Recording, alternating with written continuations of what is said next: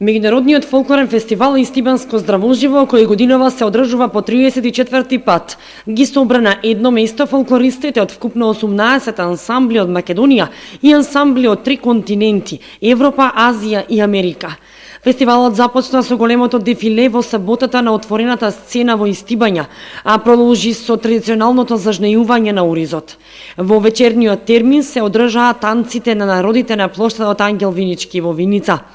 Фестивалот ќе продолжи со фолклорен караван во вторник на 17 септември во Македонска каменица во 18 часот и ќе заврши со гала концерт в среда на 18 септември во 18 часот на плоштадот Ангел Винички во Виница и настап на охриѓанецот Спасе Матлиовски.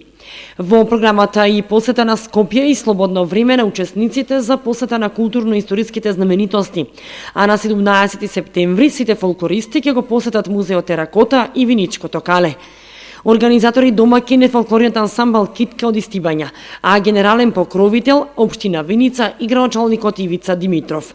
Прва година Министерството за култура не одвои средства за финансиска помош на овој фестивал, како и на други фестивали што се одржуваат во државата.